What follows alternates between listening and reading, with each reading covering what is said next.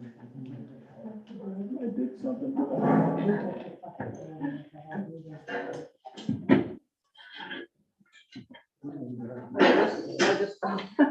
That just makes it colorful also. I don't know where that came from. It's in my, It's like red Kool-Aid. I thought it was blood. Yeah. Mine. Yeah, this needs to be signed when we get to that part. Yeah, I held it back because we have to vote it, right? Yeah. Terry, have you seen any announcements from MMA or anybody regarding the state action or inaction this legislative session regarding remote meeting policy? No, I haven't. It's like it kind of Yeah, I haven't. became a non-issue in the eyes. And I thought there was a bill in the works, and we kind of put off to deal with that. A few meetings ago, waiting for them, and I haven't seen it, and it's been a while now since they closed this. Yeah, I think they were kicking two different versions around. But Anne's coming, yeah? So, We can ask her. although I don't see her, I'm surprised that she's not here yet.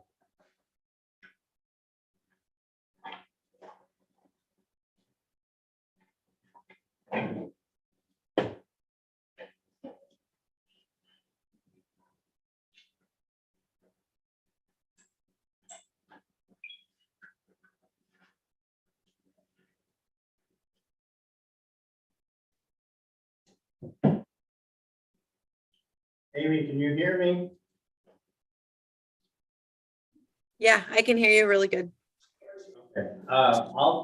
Are your new hires gonna be here at the beginning of the meeting? I can take you up out of order. I can't take you at the very beginning because we have a public hearing. But right after that, I can take you up out of order if they're here, or They, I have to, but I'm just trying to be convenient to you and them. they're gonna try. They're both on duty tonight, one in Rockland and one in Waldeboro. So they're gonna try to be here. At 6 or? Okay. Yeah. We can take them up as soon as I close the public hearing, but we gotta do that right at 6, so Okay.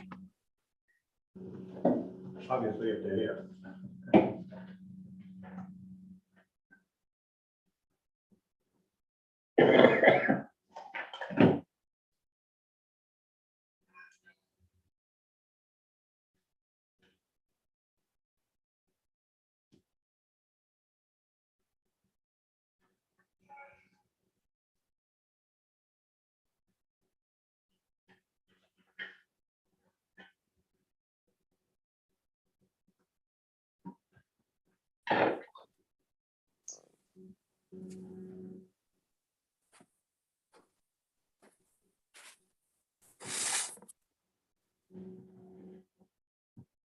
So the last minute is the longest.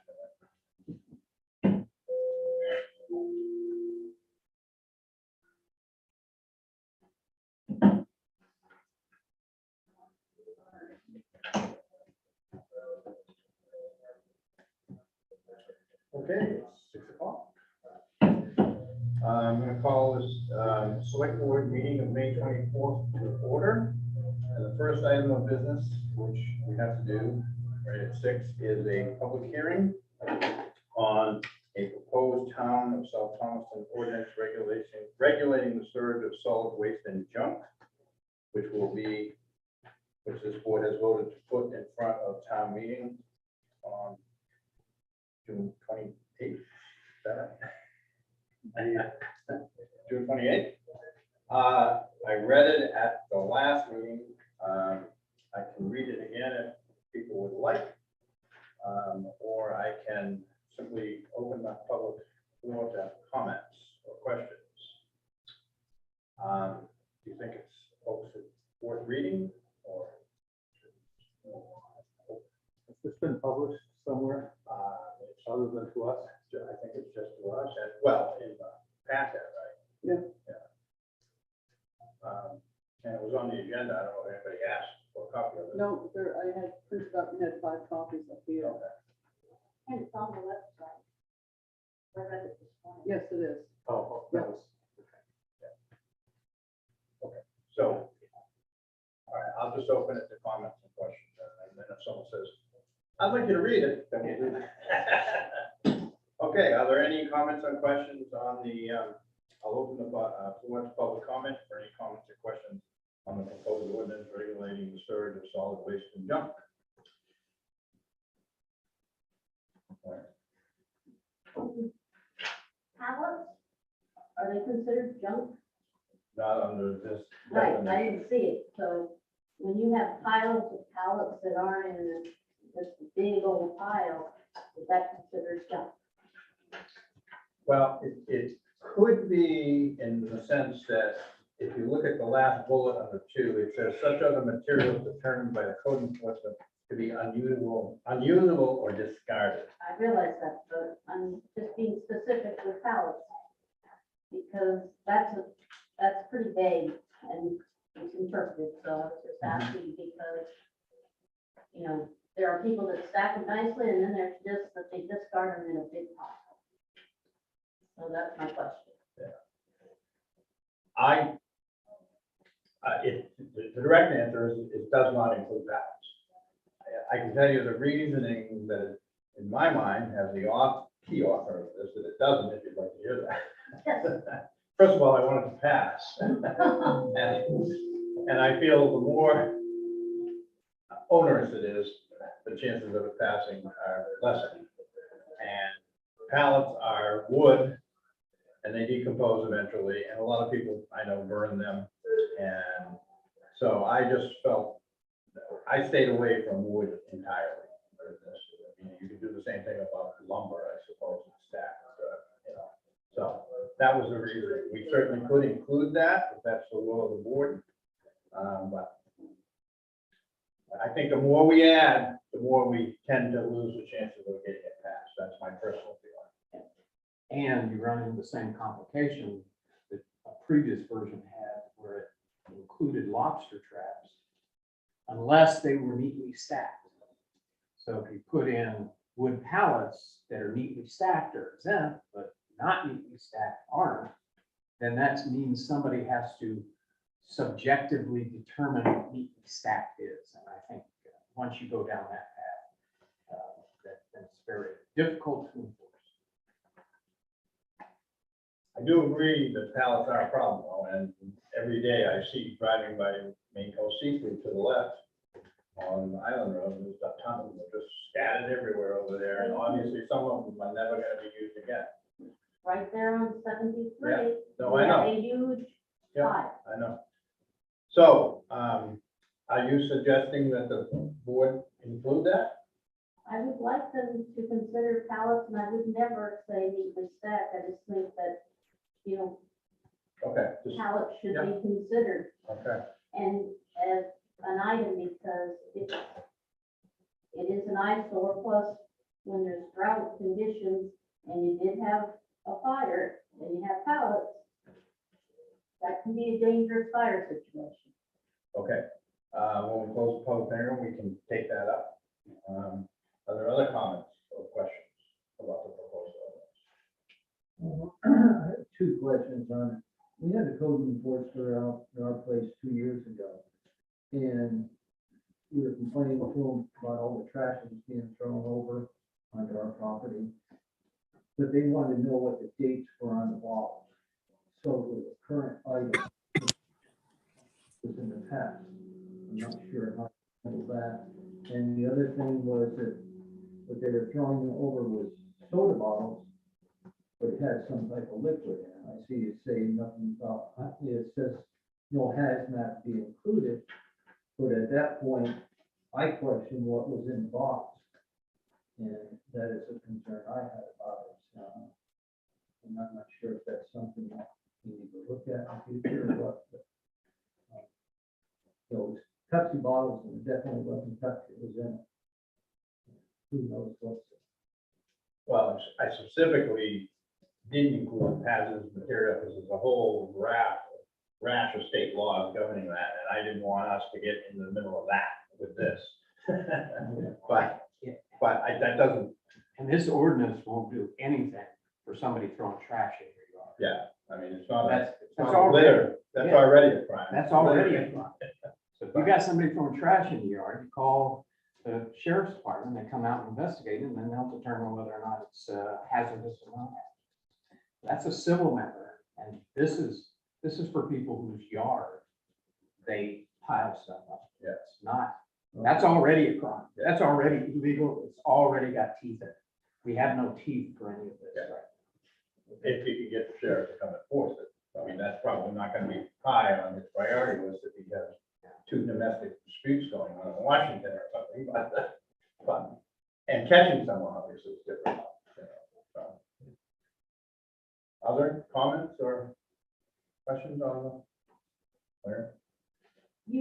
What about metal, like conduit line, old fencing that's just been left? It didn't really address, and again, I know there's many items that can be taken up, but, it didn't talk about those particular items. Well, it did say plumbing, heating, and cooling fixtures, including but not limited to. So I think that would include wire, in my opinion. I don't know about old metal fencing. The other thing is, I mean, you know, you could make this 100 pages long. So, so I guess that's why, and actually this was at our attorney, such other materials determined by the code officer to be unusable or discarded, which it's not and, it's or. Now, granted, that gets, Jeff's point, that gets difficult, a difficult call, can be.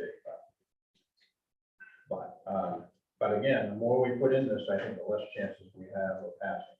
But- And metal has value, it tends to go, not always, not everywhere, but. Other comments? I'm sorry, I didn't read it, but can you summarize the situation regarding disabled vehicles? It doesn't address those. Those are addressed under state law, which the code officer can enforce. And I know is the new one. I mean, to be honest with you, anybody who doesn't know, we've had a revolving door of code officers for several years now and have not had any stability in a position. We've had a couple of people serve as interims who were just willing to help out process permits and stuff, didn't really want to get into the enforcement side and of things. And so, you know, this is only going to be as good as we can have a code officer that can enforce it and keep a code officer, which we've had a very hard time keeping and getting. But there is a new one. No? Hmm? But There is, yeah. Yeah, and so far he's still. And he has 1 or 2 vehicle violations under review at the moment.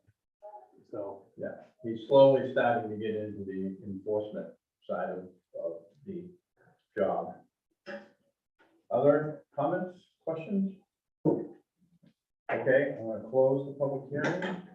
Why don't we move to take up Moira's request? Is there anybody who wishes to move that we add pallets to this list of materials under junk? And I'm not sure where that would go, but yes, I guess it would be an item by itself. Hearing none? I think for starters, the such other materials will suffice. I mean, this is an experiment. The ordinance can't be amended at town meeting, but it can be amended In the future. in the future. Well, I'm not hearing a motion. Okay. All right, so I'm gonna move on then to adjustments to the agenda. We have another letter from Ted Mallor, which I'd like to add under correspondence. And this was my fault. I meant to have the Library Community Center auxiliary bylaws on this agenda, and I neglected to have Terry include them, but we did get a revised copy today, which I sent out to you three and Sandy and Gabe and Penny. So I'd like to add that. I'd like to add a quick little update to the Little Red Schoolhouse shingle project. Very quick. Not much to report there. And Terry, you had a request to add us to talk about I don't know whether it's a catering permit or a BYO, bring your own bottle permit at the salt Just water fields, a correct? general, yeah, just a Yeah. general conversation there. So we can add that. Terry, do you have anything else? Eileen's resignation. Yes. Actually, I know I had one missing. Eileen Scarker has submitted her resignation to the Conservation Commission and would like to take that under consideration. Walter? anything? Nope. Jeff? Okay. Amy, are your folks here? I have one of them here. Okay, why don't we pick up that person and at least get one done? That would be great. Thank you. I'm not Okay, sure if the well- other one will make it since he's on call in Rockland. Yeah, you want to introduce and then have them introduce themselves or whatever? Hey, this is Jared. Jared, you want to introduce yourself? Hi, I'm Jared. Sorry, I'm not dressed correctly. I just got done with a call myself. But I'm on several different services, Waldoboro, CLC. I'm a supervisor for Waldoboro. Also on with St. George, and a primary job is a 911 dispatcher for the city of Augusta. Questions? Well, So with all that, what's the attraction of South Thomaston? Looking to help out. My uncle is the fire chief there, Brian. Hopefully that doesn't, I'm just kidding. But anyways, I'm looking to help out and make sure everybody's covered.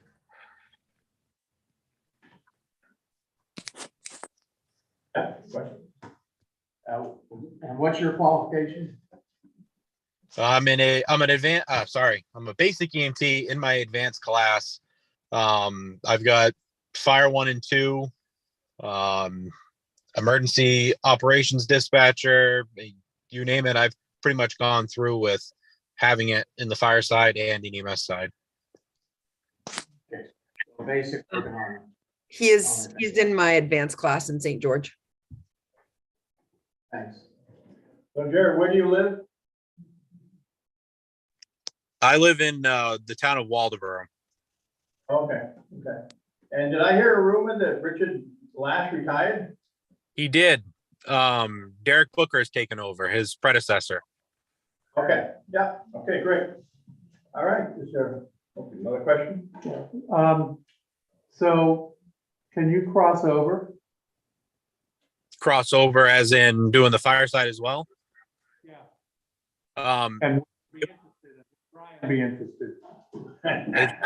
yeah, that would be something to go with Amy on that question there. Amy? So when he's there as a per diem, he would be EMS. So I guess that would be a question on like, what do you mean crossing over when he's on call as EMS or? No, I would know, because Okay. that doesn't make sense to me. Right. But- So usually when he's doing per diem work, he'll be on for EMS. So I would Because say, Brian has a staffing challenge, shall we say. So I just have my eyes and ears always open for helping him meet that challenge. But most of the crossovers live close by, And correct? they're drivers, I think. Yeah, I mean, like David and, Yeah, yeah, well, living in Waldoboro, that would be, David's It's a little bit of a drive. yeah. David probably goes on more fire calls than EMS calls, I would think, but maybe not. Okay, Okay, is there a motion to hire Jared? move to authorize the ambulance service director to extend an offer to Jared Densmore. Dinsmore or Densmore? It's Dinsmore. It was a typo. I second that. And that's as an EMT. I just EMT. wanna be- As an EMT, okay. All right, further discussion? All those in favor? Aye. Welcome aboard. Thank you, guys. Appreciate it. Thanks, Jared. Thank you. So Amy, do you want to hang her in, or do you want to, you think she's not, the other one's not coming? The other one is working 24 in Rockland. He is full-time for the city of Rockland right now, but he has moved to South Thomaston. So we really wanted to get him on our service since he lives right around the corner. So he wasn't sure that he could hop on where he was. I'm not sure if he's on a call or not, but I guess I can hang out to see if he pops on. If not, I guess we can get him at the next meeting. Okay, all right, well, if he pops on, just try to flag us and we'll, whatever item we're on, when we finish that item, we'll come over and try to deal with it. How's that? Sounds good. Thank you. Walter? Are you gonna hang around, Amy? Otherwise, I have a question about your monthly report. Yeah, I'll be here. Okay. Well, you can ask if you want in case I have to pop off, but Yeah, go so ahead. year-to-date call numbers didn't compute with me. hold on. Let me pull it up. I'd like to pull it up myself.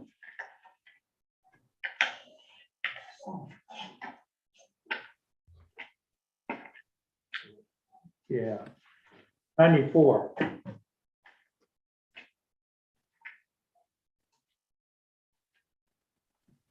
It just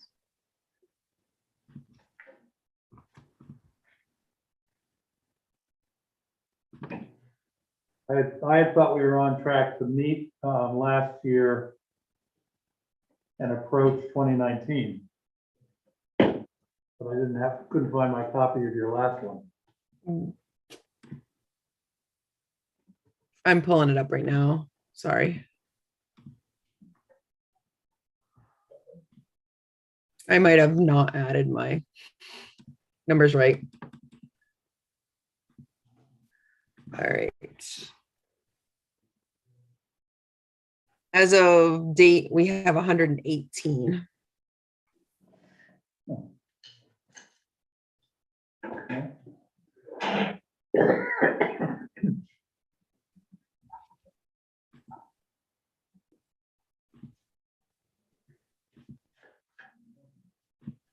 So at the end of April,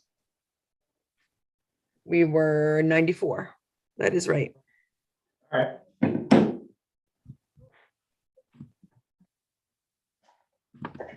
Keep a go. People weren't as sick in April. That's good. We actually had 15 calls in April, so Okay, let's move back up and deal with minutes. My understanding is we don't have May 18th, so we did have May 10th in the packet. Is there a motion regarding the minutes of May 10th? I move we approve the minutes from May 10th. Second. Further discussion? All those in favor? Aye. Old business, discussion of amending the remote meeting policy. We had put this on hold, waiting for a state update. Because they were working on legislation, and so we haven't seen anything, I don't believe, unless one of you people have, so I would suggest we table this again to the next meeting. Move the table. Second. Consider acceptable use. Terry said she sent it to Gus at same as company. Cusco. Our IT person, and he was supposed to get back to her, but he hasn't yet. And also you sent a copy to the technology committee. I assume you haven't heard back from them. Nope. So is there a motion to table this as well? Or Move do to we table. need to take? Okay. Second. discussion? Any thoughts on a process to modify it, or is the hammer gonna come down from AMI if we do that? I'll be honest with you, this is not my bailiwick. Yeah, I think if it was modified a reasonable modification. reasonably more to, I mean, I think so much of it doesn't really Right. pertain to us, where we don't have everyone taking laptops home and a zillion computers, and it seems like it could be modified easily. If it was better. Or we can just accept that it's wicked overkill for us, because, and we'll never trip on any of the things that are in it. Thing is, there's a compliance audit feature though, isn't there? You have to run a DR test everywhere back, should do that anyway. Talk to us about disaster recovery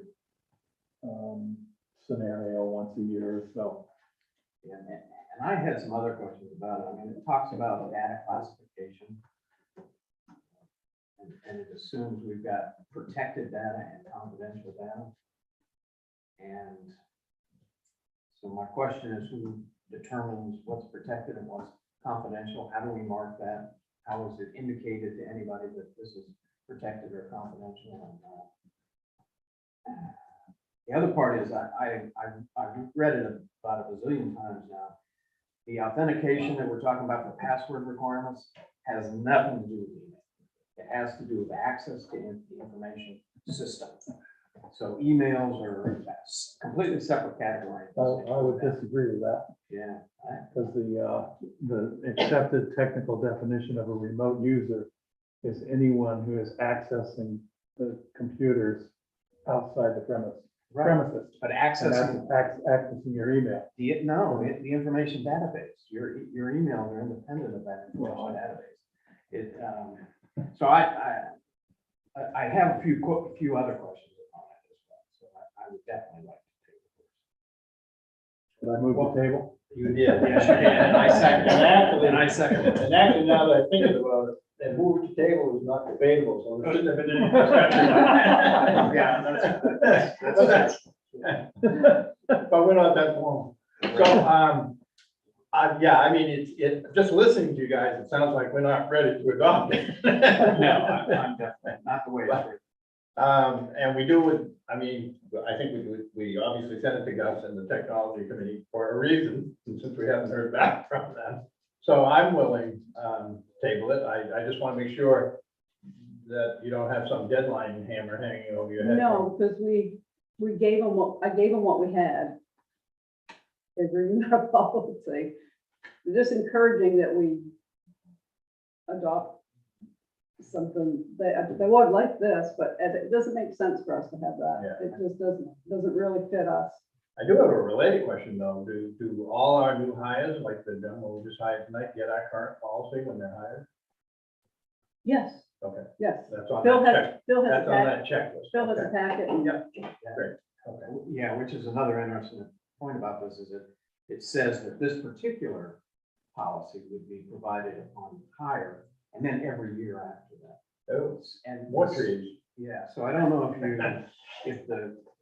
you have to acknowledge and agree to it and sign it. Yeah. So I don't know if you have to do that just initially the one time, or if you have to do that every year. So I've got a lot of questions, but I'm not real happy with this stuff. Well, that's the way I felt when I wrote it too. Well, Let's vote, and then I'm gonna ask another question. okay. Because I don't wanna, I don't wanna violate the no discussion allowed. Most can't debate it. Well, I don't know. Okay. All right, all those in favor of tabling it? Aye. Okay. Yeah, and now you have another question? Yeah, so for employees, do we require that their email that is used as part of their employment be souththomaston.me? And if not, we should. I don't think we do. I mean, Well, they're not given anything else. I know, but Yeah, but they're, so, I could. I won't be around when you guys trip over this, but I would strongly suggest that that be an absolute requirement. We asked Brian to do that and he had trouble with it, remember? Yeah, And now I'm back to, Oh, has he changed back to his, yeah, he asked us to send it to his Gmail because he couldn't deal with Outlook, which I hate Outlook too. I hate it completely, but only because I think I'm used to Gmail and I'm not very good at change when it comes to electronic stuff. But I deal with Penny on a Gmail account. I would suggest that, you ask Kristen and you ask MMA security people, it's really a bad practice. Among other things, if there's discovery, it becomes discovery on the honor system rather than, and that's. Yeah, and we certainly have asked people, and I don't think it's just employees, I think it's committee members and some committees I know we do use now, the Outlook email address, and some committees have not moved over that I don't believe, for example, that Irving is using an Outlook address. no, and I mean, I think all the budget committees just have their Yeah, regular. plus with Outlook, there's a $25 fee per person, right? Yeah, I mean, That's that's the the killer of biggest, that's doing the that. biggest hurdle for it is that. And then keeping up with, okay, they're no longer working for us. But the reality is that the email, whose email they're using is not the critical piece, as long as they have one email that anything they do business-wise is also included on. So you can do a budget committee email address, and they can talk to each other on their own emails. They just need to make sure they include as a CC the budget committee email address. That takes care of the discovery part. It's all stored on that particular one. Except they shouldn't be talking about anything of substance. I mean, they can talk about scheduling and stuff like that. Right, Yeah. right. But anyways. Well, I didn't mean to open a rabbit No, hole. it's an issue, and, you know, I think as the technology develops, we struggle to keep up with it. As there's a small little town and it gets expensive, and,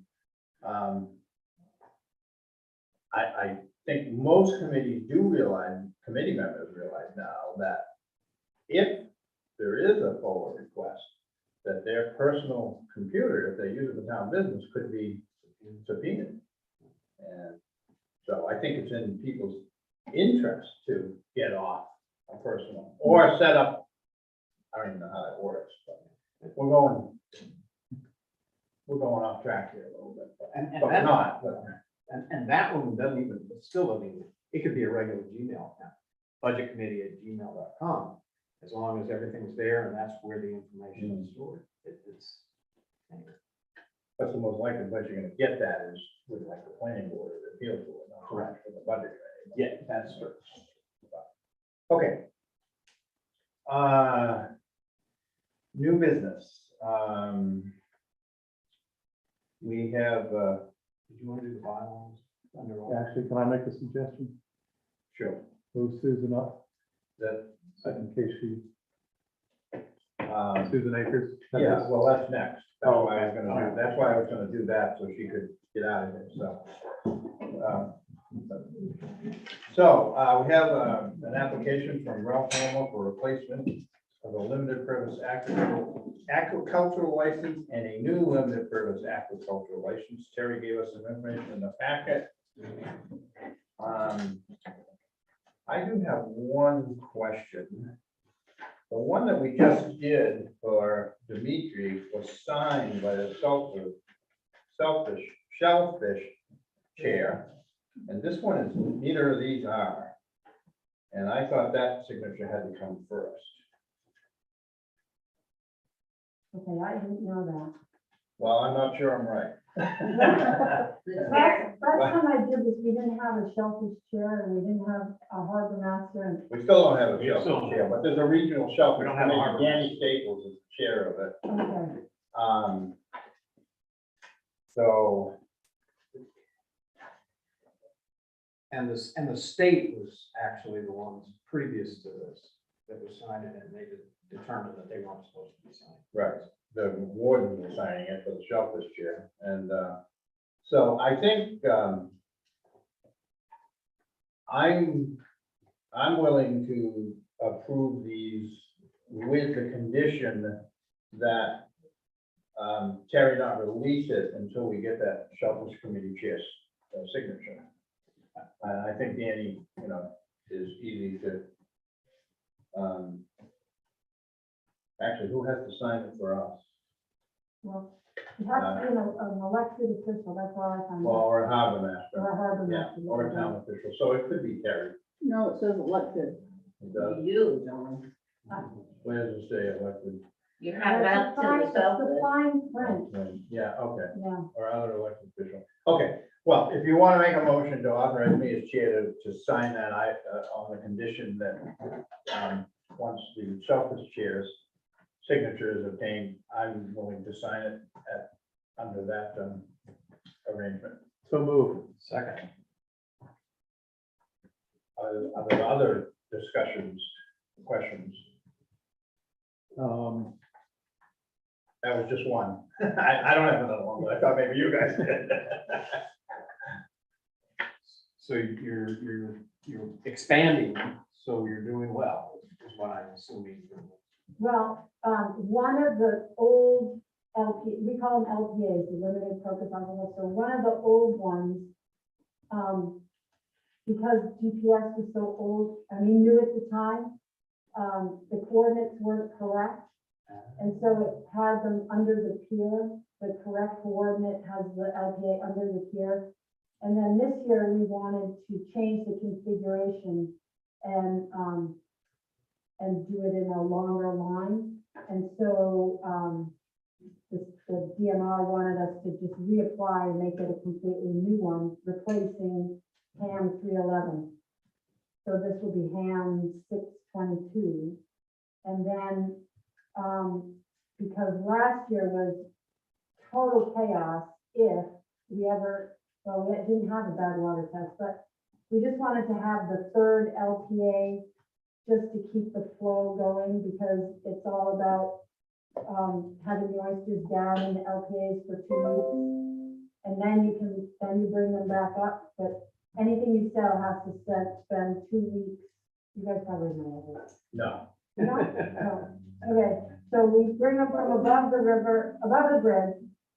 They have to come down to an LPA for 2 weeks before they can be sold between May 1st and August 31st.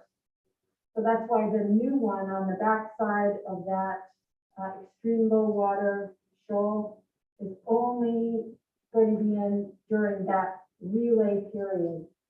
The other two we also use, well, no, the raft we don't use. The raft comes out in the winter, but the other one we do winter storage. So that's the synopsis of that. Good, but you guys are doing well. We're doing much better. We're doing much better. Yeah, thank you. Is that May to August a relic of the old, you can only eat oysters within months with an R? Or is there a scientific reason for that? Well, I think the scientific state reason is that the relic is that there used to be, and hopefully it still used to be, but the water's been testing cleaner. But there used to be some bad pipes in the upper river. So they deemed that a closed area. So in order for us to not just close business, they had us in those warm water months, relay down into the colder, supposedly colder water, but everything's getting warmer. So, Okay. Oh, another one? So, Theo, did Wes or Andrew ascertain that the headwaters are pretty clean? They don't do that. It's DMR that does that. They're sampling for it just for storm surge and so on. And DEP is doing some limited testing of oxygen and so on, but nothing that would come up to being giving you clearance for growing oysters. That's not the intent. No, I just, isn't there fear always of contamination coming from the Rockland landfill Oh, God, into the yes. river? Yeah. Yes. Okay. Everybody's worried about that. Okay, further discussion? All those in favor? Aye. Okay. So if you can get, you know, Danny Staples? Nope, Oh. nope, but I'll figure it out. Okay, Yeah. yeah, he's the chair of the Shellfish Committee. Okay. He's everywhere.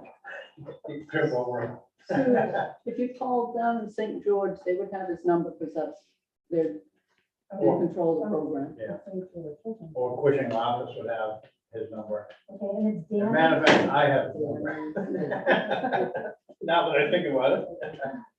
If I can find it real quick. Oh, well, I won't bother. That'll tie up the meeting. All right, Okay, so I don't take anything from you guys till I get his. signature. yeah, the motion was that I can sign it once you get his signature on those. So, I'll so if you can find just it. coordinate with Terry, I'm in here all the time, almost every day, 3 or 4 times a day, so. Lucky you, Okay, okay. yeah. Interim road. as well. Okay, Okay, thank you. yeah, So do you want to take these copies to get him to sign them and then bring them back and then not make necessarily more copies? Thank you very much. Sure. and sorry to make you jump through that, I just think that it's important that they know what's going on. No, I that's a new one for me, so thank you. Okay, Okay.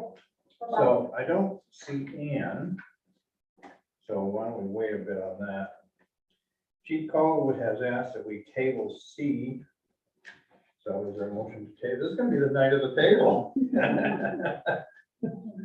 The nights of the rectangular You table. know what that means, though? The next meeting just gets busy. Move to table the discussion with the representative and the discussion with Chief Calderwood. Well, actually, I was gonna hold on to see if Ann happened to show up. Okay, all right, so I was just the discussion with Chief Calderwood. Okay, all those in favor? Aye. Discussion on tax acquired property M17L41. We took this up on the agenda a few weeks ago. We wanted to get a little more information, think about it. I believe we sent a notice to the Conservation Commission. Walter, you did that, see it? No, we didn't get, we've never got it. I sent you the drawing of that plot of land. That's what we're talking about, the one on Westbrook. And you acknowledged receipt. Yeah, I thought you responded too. I definitely saw it go out from Walter. but- Walter, we want to table this? No, I would be very interested. Well, there's a plot of land on Westbrook Street that's been tax acquired. And our options that we've discussed so far is to see if there's something that we possibly could do through some sort of conservation related or recreation activity, possibly affordable housing development, which has nothing to do with the Conservation Commission per se. Or we could just put it up for bid, and I will tell you that we've had a phone call from the person who owns both sides of this that are interested, so I'm leaning towards a bid. And the more I look at it, the more I think access is gonna be a real problem. There's a huge dip on the road, parking is gonna be an issue. You almost have to go in from one of the two entries on the other. And there is a right of way up at the top, but now all of a sudden you gotta use their road. And the more I think about this, the more I think it does not have a good public purpose. But having said that, I'd like to give the Conservation Commission a chance to look at it. Would be nice. Yeah, we'd love to go look at it. Yeah, And, no, I meant to think about whether there's any interest there to do something along those lines, although I'm beginning to think that personally, that's not the direction I'm leaning, but, so why don't we table this? Actually, I'm thinking it might, usually when we do put these to bid, as you know, we sell them with a quick claim deed, which, as everyone knows, I can give you a quick claim deed to the Brooklyn Bridge, and you get nothing but a piece of paper. But I'm thinking this might be worth getting a quiet title action done. I mean, it would increase the value of it significantly. If we decide to bid it. And I'd like to talk to Kristen about that. Because would have to go through a court process to quiet the title.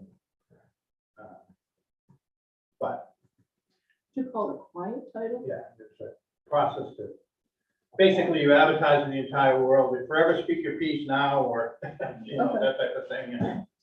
And the judge has to rule, and then the judge will grant us title because we tax acquired it. Hopefully, I'm just oversimplified, what will probably take a year and a half. But, So can we get an address on that piece of property? yeah, we can coordinate with that with Terry, and get it, she can show you the map. Wonderful, okay. It's very thin and long, Oh, I saw and that. it's right as you come over a steep hill, and there's a big ditch, and parking and access, I think, was It's really between the two subdivisions, between the two subdivision roads. between Aspen and Forest Trail. Okay, so I would be interested if it was land that for conservation purposes should be kept undeveloped. Or if it was land that could be used as, Or is it abutting the town forest? I'm sorry, what? Is it abutting the town forest on one end? I don't think so. No, but Norton Drive and Westbrook Street. Yeah, and I don't know what's on the back, but it doesn't come this back as far Norton as, Drive. huh? No, it goes. to Goes all Norton around Drive. it, yeah. Yeah. But when it first came up, I thought maybe we could use it for something, you know, like trails or something, but the more I looked at where the access is and the parking, I thought, and even the affordable housing thing, I said, man, people are gonna come over that hill, and we're gonna have the ambulance going there all the time. But anyways, okay, so wanna table this to Move to table. next meeting? Second. Okay, actually, when do you folks meet again? the second, Wednesday, Yes, of the month. of the month, so in June. June, I just wanted to table it after your meeting. That's what I'm Right, that getting would at. be great. We'll put it on the So when is your meeting? Just a minute. Oh, Well, let it, well, because it. We Oh, meet, yeah. Terry knows, Terry knows. No, I don't have a clue. I don't have a calendar. Oh, I don't yeah, have a clue. but I didn't- I tell you what, why don't we just table it to the 21st of June? Perfect. And because we just tabled everything else in the It will definitely be full. Okay, We're meeting so on is there a Thursday. motion to table it to June 21st? We're meeting on the 8th of June. Okay, we've already solved it another way. So move. Second. Okay, further discussion on the motion to table this to June 21st. Okay, all those in favor? Aye. Okay. MMA safety training. Terry, you're gonna have to help me with this. Oh, I thought it was something that Jeff had brought up. And my note said to add it to the meeting. We were talking about,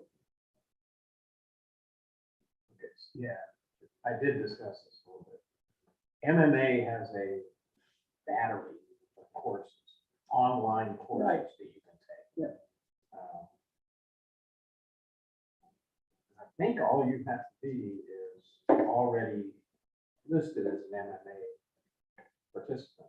So I think you can get those courses. And what my recommendation was that we could take a look at some of those and see.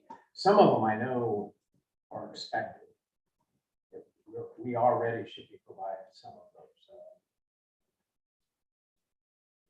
And then there's some others that would be good to have.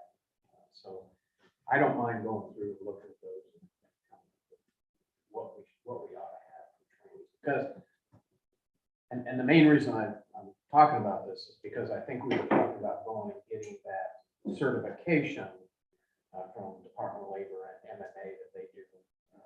Shape, Shape. Yeah, the shape. And if we do that, it has economic value to us down the line. And it decreases the no notice, it eliminates no notice inspections. So we'll always know when they're coming. But one of their requirements is that you have a training program. I'll take a look at that. Yeah, when I was coming in Walmart, they had a training program in place. We actually, twice a year, all the staff would go out and the fire chief would make a little fire and we would try to put the fire out. And not quite as easy as you think it is if you don't do it right. So, And that is in fact one of the required trainings if you are expected to put out a trash can.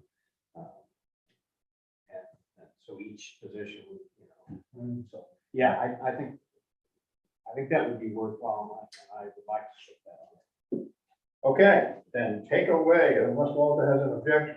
Nope. I didn't think you would. Okay, let's jump back up and deal with Eileen Skarka's letter of resignation from the Conservation Commission. Is there a motion to accept? Move to accept with regret, and I think most of us have wished them goodwill and returned to good health already, so. Further discussion? All those in favor? Aye. I have a question. Oh, sorry, go ahead. To fill that position, are you accepting nominations or how are you going to do it? Well, I don't know that it would be nominations, but if you have someone you'd like to recommend or suggest, that would be fine. No, I mean, I think we typically put vacancies on the website. I think we should continue that practice, which doesn't preclude you from you or anyone else from suggesting someone. All right. Or, I mean, do we want to get into having the committee recommend someone? We've never done that before. No, I'm not sure. Huh? We're about to with the other committee.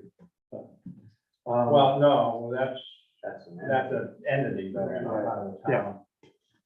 I'm not sure how I feel about that, but how time critical is, how many folks have we currently got? well, you're down one now, right? We're down one, and that makes it a even number, which could be a problem in a vote.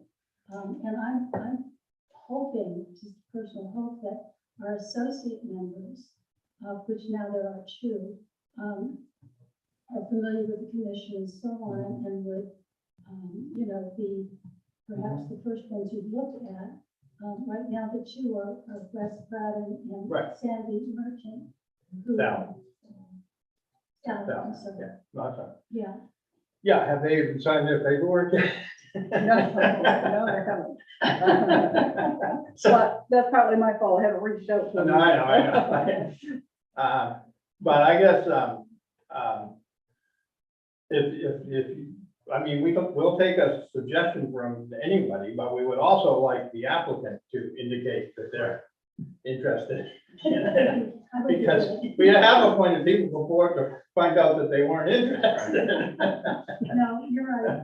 That's good. And this is a good time to jump back to Amy. Hello. So I have Elliot on. If you want to introduce yourself, Elliot, and just let them know why you want to be in South Thomaston. Hello, Elliot. can you hear me? Yep. All right, good. Like Amy said, I'm Elliot Stanley. I'm a certified EMT basic at the moment, and I'm currently in her advanced class, in Amy's advanced class down in St. George. And the reason her and I started talking about me joining with South Thomaston and working on the ambulance out there is I recently moved to South Thomaston, and I thought, if I have the skills to help out the community and help out a place I live in and kind of give back in that kind of way, I thought I would go for it. So that's kind of the summed up version of it. Okay, questions? How long have you been running with Rockland? Since February. Walter? Amy answered my standard question. Okay, all right. Is there a motion? I move to authorize Amy to extend an offer to Elliot Stanley for a position as an EMT. Second. Oops, sorry. Further discussion? All those in favor? Aye. We know you're on duty, so we'll make it quick. So welcome aboard, and you can go back to work. I appreciate it, and I appreciate hopping on with everyone. Have a good rest of your night. Okay, we'll see you around town office here. All right, sounds good. Take care. Bye. Thank you, Elliot. Yeah, thank you, Amy. So Amy, I think you're free to go if you want to. I understand that you wanted to table the executive session request from Terry. Told me that today. Yeah, I've got some positive COVID son at home and I've been taking care of him, so I couldn't come in. Sorry. Oh, that's fine. So take care. Thank you. I mean, Bye. Okay, so did we finish that discussion? I guess, there was a question about whether we wanted a recommendation from the committee. I guess I'm not in favor of that. But, No, I don't mind hearing. no, I don't mind, yeah. But I wouldn't want to make it a practice. So, but certainly individuals, and that can include committee members. Okay. And Terry, you'll put a notice on the website? Yep. In case somebody else is interested. Okay, I'm gonna try to get through some of these real quick things real quick. Little Red Schoolhouse update. I got an email from Carol Dumont asking if I could, inviting me to meet with her husband actually, and regarding, and a representative from Lowe's, you know, remember how Lowe's had offered to donate shingles and stain. Well, evidently their manager left and it sort of got dropped, and now there's a new manager reaching out, or assistant manager she was. She's actually from South Thompson, and we met real quickly, and the long and the short of it is, she really didn't know what was going on, what had been committed, what hadn't been committed, what had been done. She was just trying to figure that out, and she basically said we had to kind of she needed to start back at ground zero, but my sense was they were still committed to at least donating the shingles and the stain, and perhaps more. But she was gonna come down and take some measurements and figure it back out, and so I guess we're sort of restarting that process to get Lowe's to donate some material, and Catherine was there, and do you think I summarized that accurately? So we're kind of back at zero. That still doesn't solve the problem of, you know, we'll need volunteers to dip them. We need to find a place to dip them, which now maybe could be in the Little Red Schoolhouse, if the library's left. And we also obviously need somebody, either volunteers or contractors or a combination thereof, to take the old ones off and replace any rotten trim work and install them. So but it's kind of a step at a time, I guess. So it's at least started again, I guess. So more to come. And before I forget it, can you explain to us briefly what is being looked for with this BYOB and or catering permit at the saltwater fields? Because I'm still think I'm a little confused.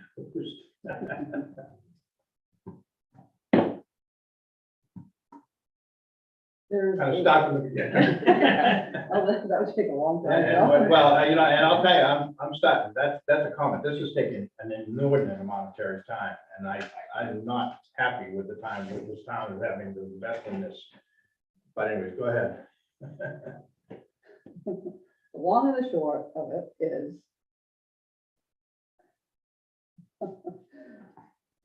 I don't know where to begin, but the fire marshal is meeting there again on the 27th of May. And who told you that? The fire marshal? No, Mr. Evans, whose daughter is getting married there June 18th. Okay, so we have nothing So from we the don't, fire marshal. no, we don't have saying anything that- from the okay. fire marshal. Supposedly, according to Mr. Evans, whose daughter is getting married June 18th, and hopes to have her reception at the wedding venue, the fire marshal is going to issue the dance permit, and everything will be hunky-dory.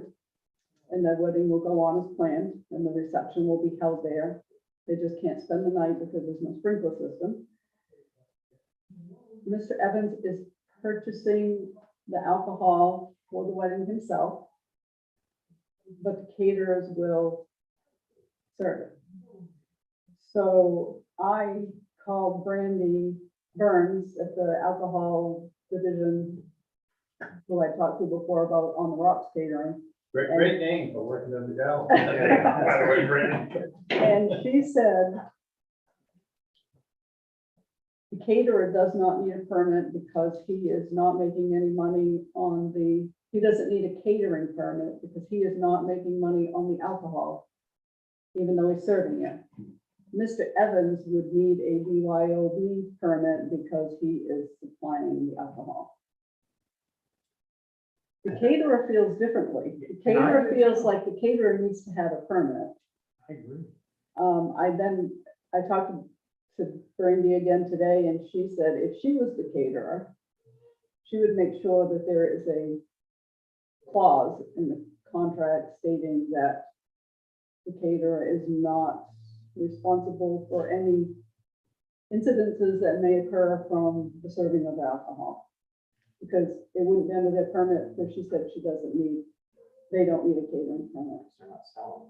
Because they're not selling. They're not making any money from it, and their alcohol is strictly, they get it at a certain place, they store it at their place, and they take it to the place they serve it, and it goes back, and it's strictly controlled. And the BYOB is not what they're doing, because one person is bringing the booze and giving it for free, right? There's no cost, Right. but he's gonna give it free to the guest. And BYOB says you're gonna consume it yourself. That's exactly written in the statute. So I don't think, personally, I don't think it's any kind of a permit is required. If I were the caterers, I would make sure I had ironclad words in the contract, or I would want to have, because there's liability in serving alcohol, whether you do it for sale or you're doing it yourself, you're just serving it. There's still liability. Sure. They're assuming they're You right. serve it to someone underage, Yeah, that's right. you do it at your house. That's right. Yeah. Mr. Evans is concerned that June 7th is gonna come along and they're gonna bring either he's gonna bring his BYOB permit in, or Trillium caterers are gonna bring their catering permit in, and the board's not gonna sign it for whatever reason. And he was kind of looking for a guarantee, and I said to him, you don't even know if the fire marshal's going to issue a permit on. You don't even know if The the meeting is 27th. gonna happen. They may Right. say, our staff has Right. COVID, we're not meeting. I mean, there's just too many hypotheticals here. Walton. First of all, is the fire marshal gonna issue a one-off, one-time event permit, or are they gonna clear all those 12 issues that, I They don't know. cited. The last conversation I had with the fire marshal was last week, and he said they were not permitted to have an event there Yeah. at that time. so. Wow. So I wasn't gonna dip my toe into this, but we had an event last summer. And I provided the alcohol, and the caterer charged me to use her license, because she had a license to sell and serve. And that's where the liability protection and all that kind of stuff was. I'd have Evans talk to his caterer and find out exactly who can do what. But that's not our affair. No, it's not. Yeah, I think we should stay out of it. But, Well, and I guess a couple of things here in the air. One is, I don't like being asked to make decisions in the future about hypotheticals that may or may not happen. So I don't think we can give this Mr. Evans any sort of guarantee whatsoever.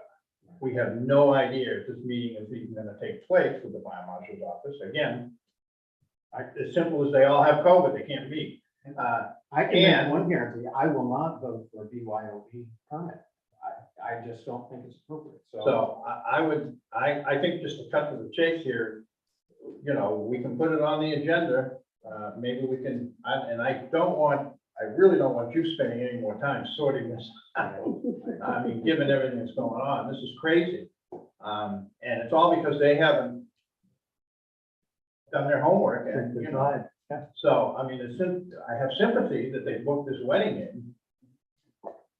But, you know, we've got to protect the town, and, so, I think the long and the short of it is tonight, that we can't extend any guarantees.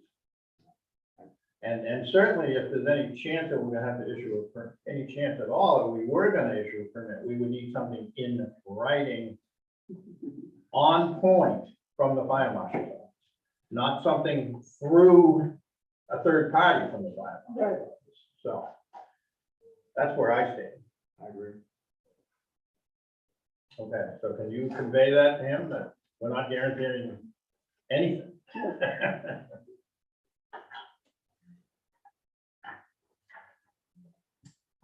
If I were, I'd be looking for another bench. Okay.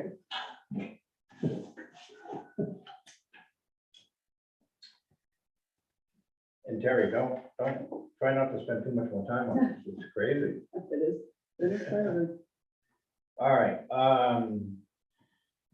let's go jump back to the agenda. Well, actually, let's finish up on the adjustments. Why don't we move to the bylaw discussion?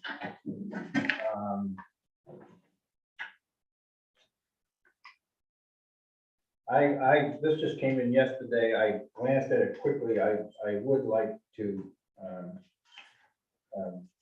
read it one more time before we, when do we meet again? Seven.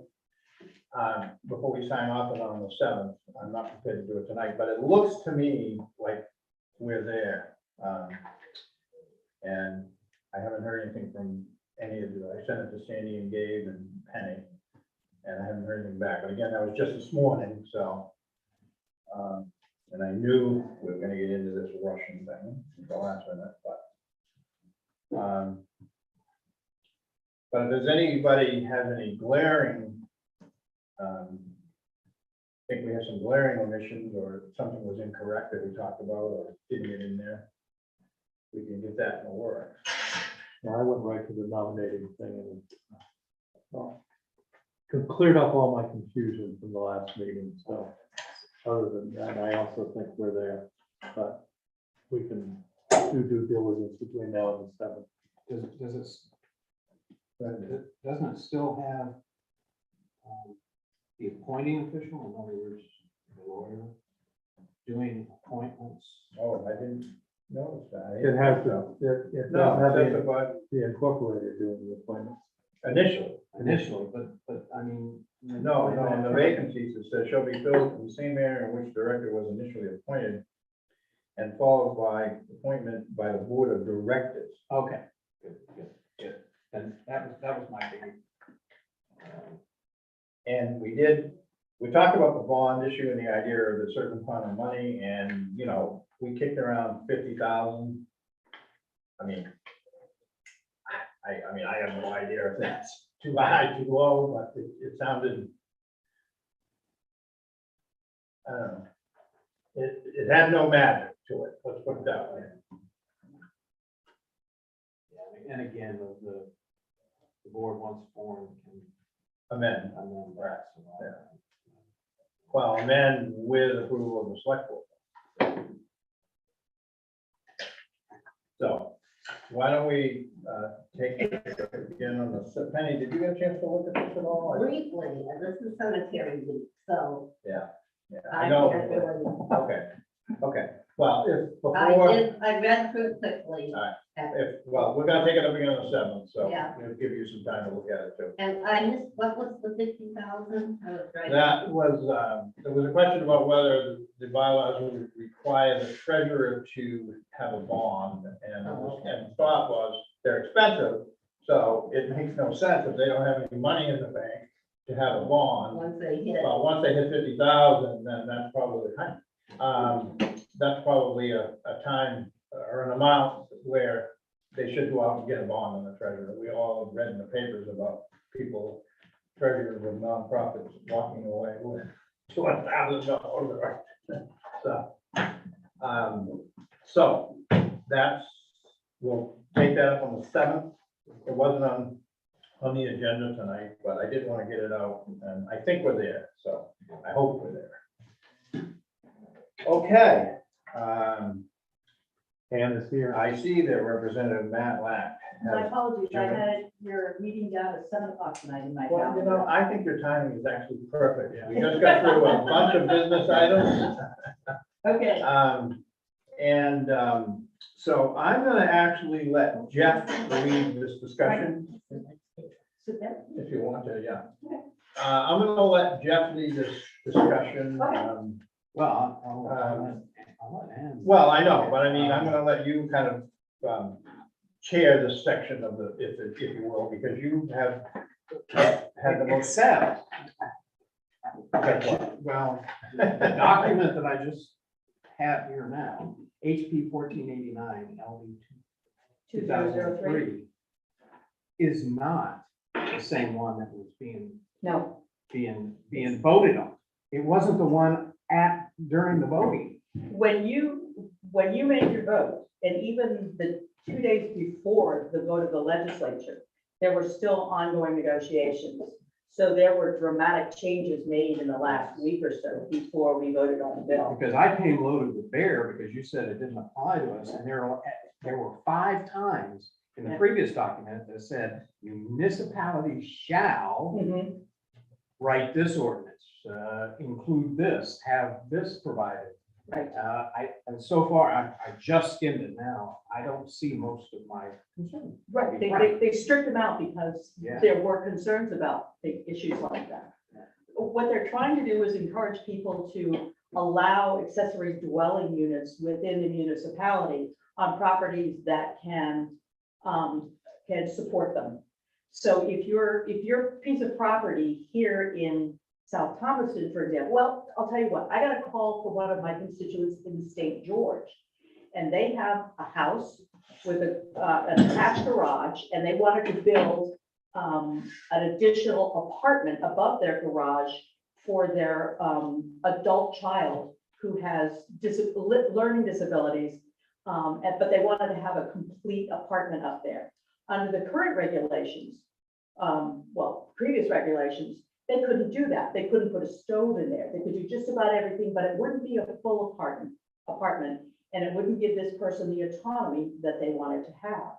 With this new LD, they can put in the stove. They can make an entire apartment up there if the septic system supports it and if the water supports it. Just so happens that when they built their house, they put in a very large septic system, so it will support more than 5 bedrooms. So they are allowed to do that now, where even 2 months ago, they would not have been able to put a complete apartment above their garage. If, however, they were to build something like a little mother-in-law house, and they decided they wanted to put it right near the water, if it didn't meet the setbacks, they couldn't build it there. So if it doesn't meet the setbacks, if it doesn't meet the regulations that are in place, shoreline zoning, whatever your local zoning might have with regard to setbacks from boundary lines, or from the streets and everything like that, you need to be allowed, people who want to build they're called ADUs, accessory dwelling units, on their property, if they can do that. If, for example, you are in a subdivision, and the subdivision has rules and says you can't build another building on your property, but you could build up on your garage. You could do the garage, but you couldn't do the tiny house, the mother-in-law house. So or the something like private that. covenants overruled. Right, the private governments are there. They do not get overruled by 2003. So you have to meet the local regulations. From my brief look at what is actually here, the only thing that I think still, it requires that if you allow a single family dwelling unit, that you would also be required to allow 4 dwelling units on that same lot. Right, if you're building new. If the person has a piece of property that will allow a piece of property, they could build a duplex, they could build a triplex, they could build 4. If the septic and the water allow, and the setbacks allow, and what the regulations allow. So that will require changes to our. Yes, it will, because we have minimum lot Right. size requirements. So this basically removes the minimum lot size requirement. Right, it does remove minimum lot. But we already allow 1 accessory, right? Right. In all our We- zones? Yeah, in all of our zones, we allow We call them mother-in-law. Yeah, we Yeah. allow a second dwelling. Right. And we have also, in one area, the new village extension, we cut it from 1 acre to a half acre. Okay. But my fear is that now we're gonna take that half acre and allow 4 dwelling units on it. That could be, and the reason I say If the septic. If the septic and water allow.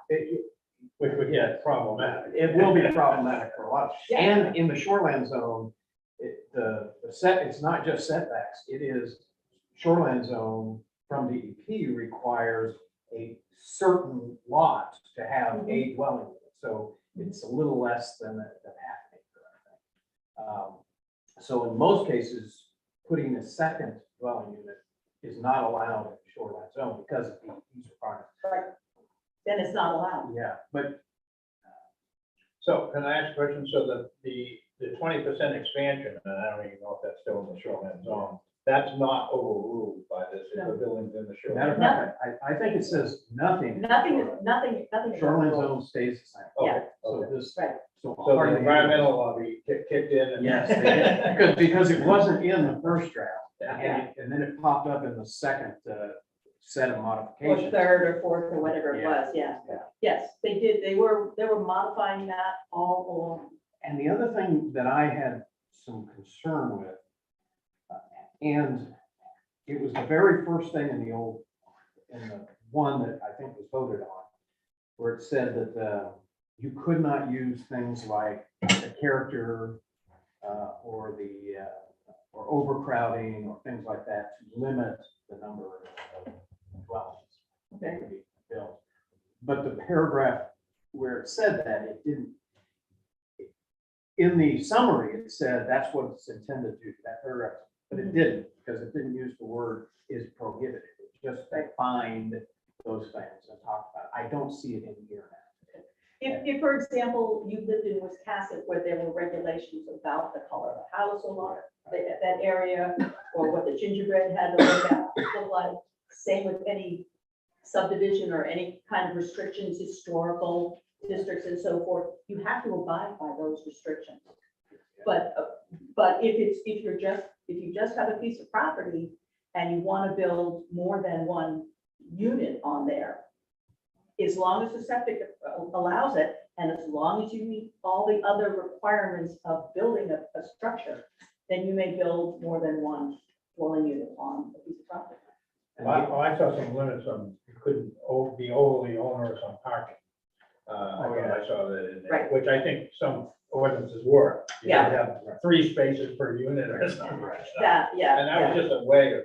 Yeah, I think parking, from my perspective, parking is people in municipalities, small cities like Rockland or Belfast or other cities where there have been restrictions on parking. I think they're beginning to look at parking in a different way now. So that. I don't think that may it's be an gonna be issue. a major. It is not going to be an issue here, no.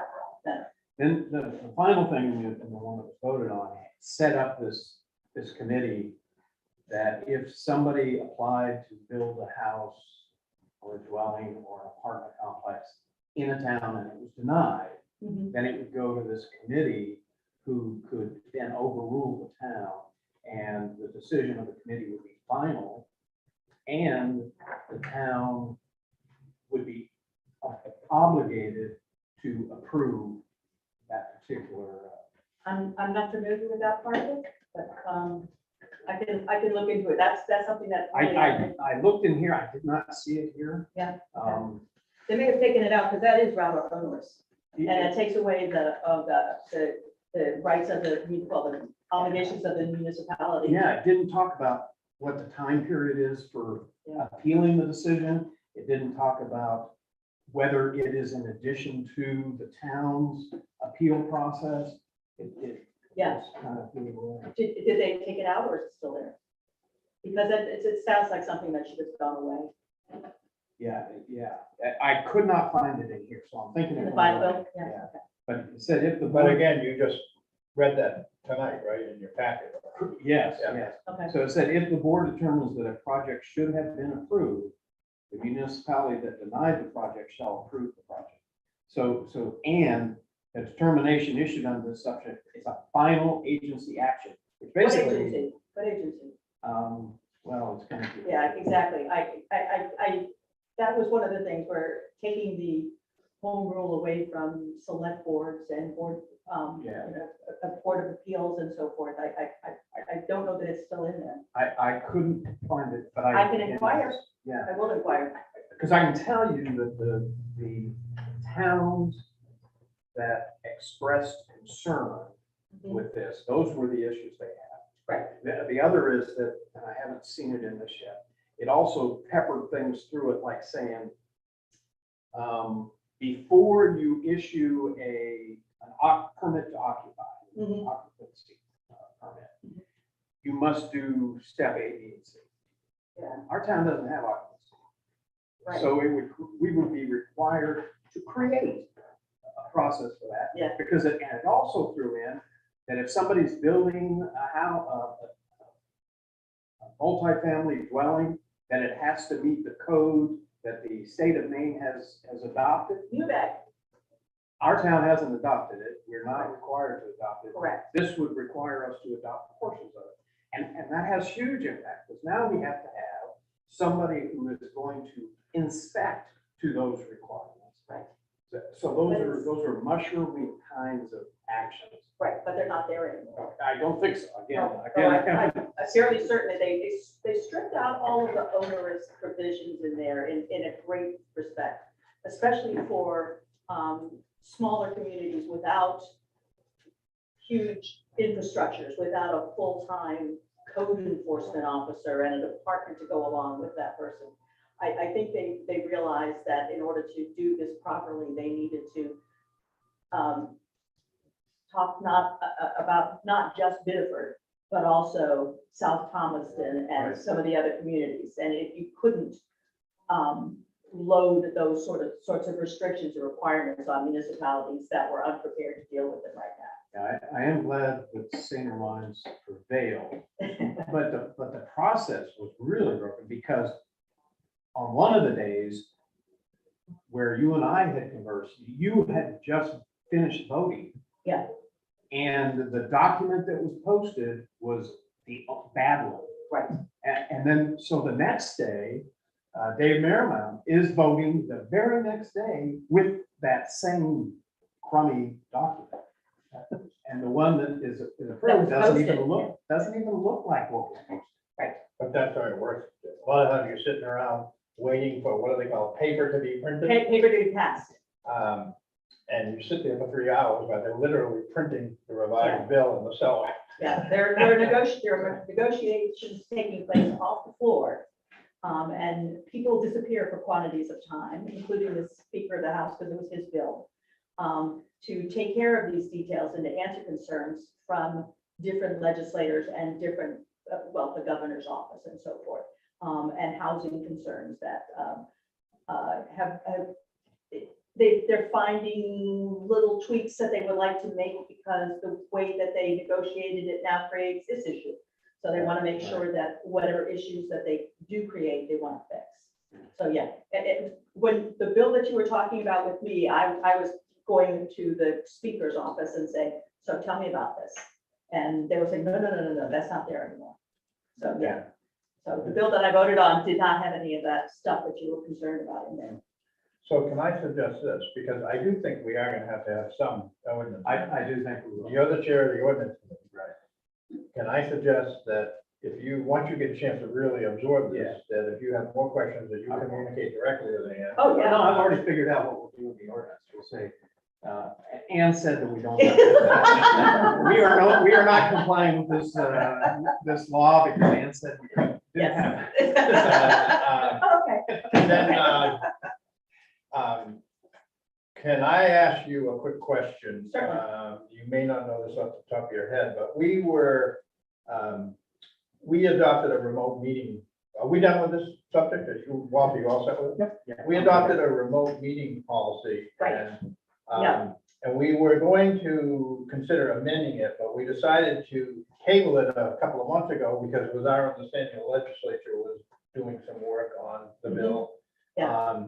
And we have not, and then all of a sudden the news about it seemed to die.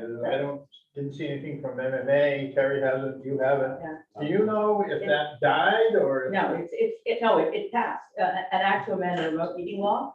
It's Okay. LD 1772. It got modified. So there is an amendment to it, but there is an act to amend a remote meeting law. Okay, because we didn't want to amend our policy. Right. And then have you got. Saying, no, try again. Yeah, no, I believe, it has to do, the bill did pass and there was an amendment to it. And I believe the amendment had something to do with not necessarily select boards, but boards that would be below the select board and how they had to, whether they had to follow the remote meeting law, if they could also, meet in person as opposed to meeting remotely or hybrid. Okay. So we'll take that up. and it did pass. Okay. What number was that? 1772. Okay, that's what I wrote, so I'm sure. And the government signed it. Yes, it went into law. It did, okay, all right. Is there, any particular bill anybody would like? No, I am curious, I'm curious if you can update us on anything that's going on. Well, that's what I was gonna say. Do you have anything that you would want to offer to us that you think might be of interest to us lowly municipal officials? Okay. Well, I did have a couple of bills that go through that are fairly specific to municipalities. There's an act to retain, an act to attract and retain firefighters and EMS personnel. That's 1803. That adds a length of service stipend to it. It was modified, so there's not a lot of money there, but there's a little bit of money available to retain people who've been firefighters and EMS people for a while. This is to encourage them to stay. There's a 1821 is an act to it's about interfering with election officials. Originally, that was going to be a Class C crime, but it's now a Class D crime. So people aren't allowed to mess with election officials. They can't come in here, and if they do, they can be a Class D crime is not as serious, but it is a deterrent, hopefully. And also, They still can walk in here with a loaded AK-47. it's a crime, yeah. There are multiple issues with That's that another one. issue. Yes. Also, 859, that actually came through state and local government.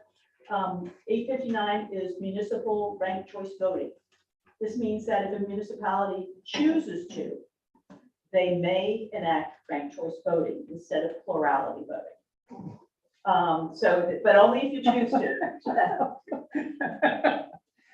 I laugh at that. We can't get one. We can't get one candidate, let alone multiple. I recall, yes. But we're always begging. So this won't apply to you. Just a curious though, because Portland already had it, that's because they have a charter, Because they have a charter. If you have a charter, You say George has a charter, so they could do it through a charter. they can do it through their But now charter. anyway, But now any municipality that wants to may do that. And it's ranked choice voting. It's not just for elected office. One of the members of the state local government committee was concerned about referendum questions. So if you have a referendum with more than two options, it's ranked choice for that. Which I thought was very interesting because most of the people on the committee said, no, that never happens. And people eventually said, well, yeah, it does. So you can do it that way. because we don't have referendum votes. Right. Yeah. But anyway, so that ranked choice. If you can. So, Doesn't have to be, I'm just. no, I was looking, because I had a bunch, but they didn't, I looked them up and they didn't really pass out. They didn't make it through. And revenue sharing was And their revenue share fairly was well protected. 5%. Local aid education is 55. The governor and the legislature were able to come to an agreement on that one. That was great that the appropriations committee agreed, and the was a unanimous vote out of appropriations that we stick with 5% municipal revenue share and 55% education. Anything else? Oh, Thanks, man. yeah. Oh, you're most welcome. Thank you very much. I'm happy to come by anytime now. Even when Jeff's loaded for bed. But he was too. I know he was. I know he was. That's pretty hot. It was, and so, and I seriously, I went into the speaker's office and I said, seriously, guys, what is this? And I said, oh, no. It's really good for more rural communities, because it just means that, you know, you don't have to enact other things. You can just do this. The only issues I see associated with it is that one of the few protections we have for stormwater runoff and protection of our aquifer is about the only way to protect that is by keeping the lot sizes, the dwellings per lot size. Okay. Once you go below and actually doing half an acre for a dwelling unit is risky on the aquifer, because that has a higher impact on it than almost anything else you can do to the land, including putting in parking lots.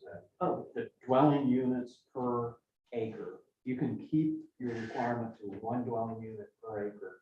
You can keep above a 15% impact on your aquifer. And so this kind of pushes us over that slippery slope. For a town like us, it's not that big a deal, because a lot of people are sitting on 15 acres of land with 1 dwelling unit.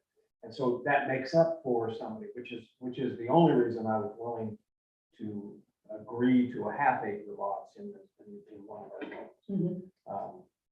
Is because there are so many large parcels of land. If in your comprehensive plan, and I didn't look at it before I came over, if in your comprehensive plan, you have certain designated areas where you are encouraging growth, perhaps this area here. Yes. There are incentives from the state with regard to assistance in dealing with that. In the original one, I didn't see it in the new one, but in the original one, that was tied to doing some very onerous requirements. And Okay. so I don't know Yeah. if that's still in there, but I'll look at that. Okay.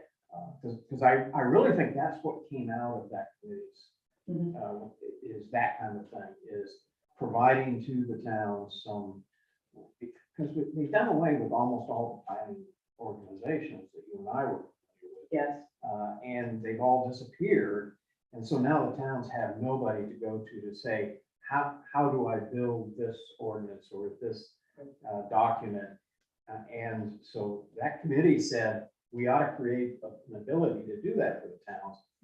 And so I think the nugget in there was help the towns, and it just kind of, that one document, a series of documents for the finance. One of the things that keeps cropping up in the legislature, I chair the state and local government committee, so state and local government and also some other areas up there, is the lack of a state planning office. Yes. And it's how do you recreate it, or do you encourage certain services in a different area? There is a new bill that the governor didn't sign but passed into law called regarding a land bank. So this is an ability to assist the municipalities in creating, in rehabilitating properties within their town.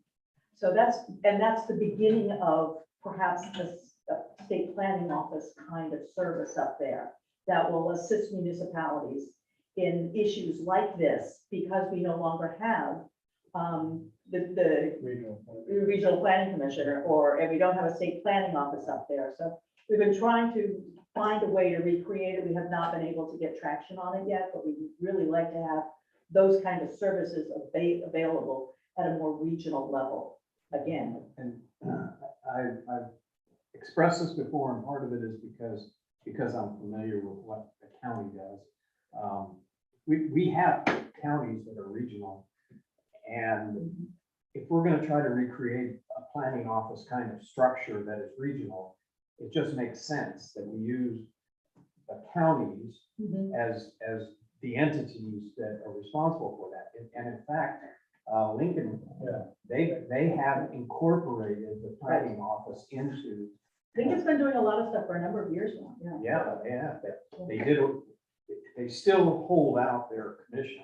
It still exists, but it exists in the county. It's a county office. If I were king of the world, I'd just say, we're gonna recreate, the state's gonna recreate the planning organizations in the county. And, they're already regional, there's already overhead, there's already budget requirements, and there's already the things that protect those entities. Well, I don't know if you remember Bill Jones or not, Yeah. from the budget committee, but he always talked about the fact that originally the regional planning commission was part of the county, and eventually it was spun off. But it used to be part of Knox County. Yeah. And it probably should be. I wish that, my biggest concern about counties throughout the state is that they're an opportunity that hasn't been utilized properly. There are opportunities there for not just planning, but for fire, EMS, nursing, public health, that sort of thing. So, yeah, so it would be, I think that counties should be that service throughout the state, not just in Cumberland County, and not just, I think perhaps some of it is in like Knobscott County, the bigger counties, but Knox County should look at what Lincoln is doing and try to emulate it more. But the problem is, so many of them for 75 years never got out of the 1890s. Right. The county, they were Yeah. slow to, Yeah. I think, and I'm not talking about Cumberland necessarily. No, I know exactly what you're talking about. I mean, it was a heavy lift to get 5 commissioners in Franklin County. I mean, it took 7 or 8 years. It may have come up when you were in the legislature on state and local that people in Franklin County wanted 5 commissioners and the 3 commissioners said no. And so they did things like not hold a referendum, even though they were told. So yeah, and counties are very protected in some areas of the legislature. And I can say, I'm not speaking out of school, I don't do too much, but currently in our county, there is a reticence, a fear of the county of trying to take any of this regionalization on because they're afraid that the municipalities will revolt on, turn against it, won't accept it. So that what they're doing right now is they're waiting for municipalities to come to them and say, please hire a planner. Yes. Please hire a mapping person for EMA, please. We have one. We Yeah. have one. We have GS. We have Letitia. Yeah, but Yeah. it took a big push by the towns to say, yes, we will accept this. And Ray says we will. So good. So good. Anyway. Okay. Okay, So sorry. Yeah. We've gone a field, but yes. Yeah, we got other stuff to do, and I do want to make one little comment you just all over, which is the ordinance. I think there are some pockets in town though, where the density could affect the aquifer, and I'm thinking of that little peninsula where the island road modification Yeah. is going, and the island itself, The island where the aquifer is not is very fragile. the big aquifer. Yeah, and there's smaller lots. on the island, Yeah. too. And if And you that's have- one of the reasons it's so fragile. I was gonna say, and if you have reasons for doing things like that. Right. And I'm particularly thinking of that little peninsula where, Chad and all those folks who were so worried about their. Also where Jan lives. Yeah, well, that's the island. Yeah. Right, but yeah. Okay, I'm gonna go back in the audience. Hey, thank you. Okay. All right, we have, remember what we have left here, we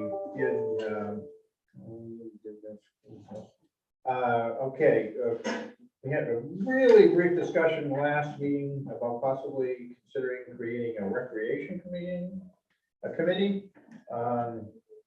I don't remember exactly where we left that. I think we just sort of kicked it forward and said that maybe we should. Yeah. And so I don't know. I don't really have anything to say. I think Penny, you kind of mentioned it, and so I'm just going to ask Penny to maybe expound on what you're thinking a little bit, and if that's okay with you. It's not a formal committee that's created rules or whatnot, but just to consider these various areas in town. In fact, I would like to ask the board to approve another load of wood chips to go to the playground, because risk management has told us we need 12 inches in there. We didn't come anywhere close to that. So, but the library paid for the first load because we were able to raise the money and we wanted to improve the playground's appearance, and that's all well and good, but this isn't something the library should be taking on. And then there's the issues about the skate park. And then, the ongoing drama in the tennis courts. And seems like a committee should be considering these things rather than one member of the select board who gathers together some interested parties. I think this would be the easiest committee in town to get people to volunteer for. There's a lot of interest in recreation. So I would strongly urge an ad hoc committee, much like the cemetery committee, where you meet when needed. And you can research these various options. I agree. Thoughts? I think we have reached the tipping point where we have enough recreational sites. When all we had was a basketball court, tennis court, we really did. And it was in good shape. And it was in good shape. But now we have inherited, not just a skate park, because that was under the schools kind of auspice, just like the playground. I thought the skate park was always ours, but it was on the schools. It's on the school property. Yeah, but it's the school board decided how it was going to operate and needed a fence around it. I mean, they Yeah, they had some input, but They did. it was ours. But anyways, go ahead. So I think we've reached the point where and I do think it takes up a large amount of this board's time. It might be better spent on. So I strongly support that.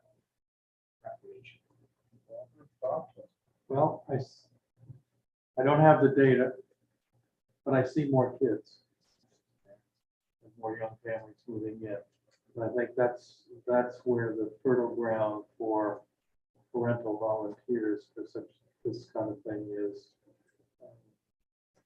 Because they ought to be the ones that are looking out for that, their self-interest, number one. So I think the time may be right. We lost population, but I think we got younger. Well, I guess a couple of things. I don't necessarily see recreation as youth. Personally, but obviously partially. But I guess I also don't want to kind of go at this sort of half-heartedly. I feel like if we're going to do it, let's make it a formal committee with a formal mission, not an ad hoc committee. I mean, I didn't even know we had a cemetery committee until I looked at the town report. And you and I have been working on cemetery stuff for a year and a half, so. I told you that I would talk to the committee members when you asked. Well, I me. said, and who is that? Who is that? And you said, well, it was Colin, but that's not who's in the town report. But anyways, whatever. Well, it used to be. It's not very active, No, no. And you do all the work. but I am all, Huh? they got though. Yeah, well, okay. But my point is, I just think if we're gonna have a committee, I think it should be a formal committee with formal terms, a formal mission. And I also have a question about where is the line drawn between the Conservation Commission can have recreational elements, and where is that demarcation line? I mean, because when I think of recreation, I think of hiking trails, kayak launches, not just playground equipment or skateboard parks. True. And the state law does allow us to give recreation to the conservation Right. committee. But So I guess I have a question, and I'm not ready to make a decision tonight about this, and I also have a question whether we need to have town meeting create it, or whether we can create it. We haven't done any of that research. But I would have a big question on where that line between those two committees and how that line is demarcated. Right. I certainly don't want two committees where, Both work on the same. I mean, they can cooperate, obviously, but, and complement one another, but we don't want, you know, two committees doing something, the same thing at the same time. So, and I guess, I don't know, are we really to the point where we need another committee? I just think of poor Terry and all the agendas she's got. And it just seems so, it's just, we're getting committed to that. Well, John, you created a committee for the tennis court. No, we And didn't create a that's committee. No, but I mean, you did.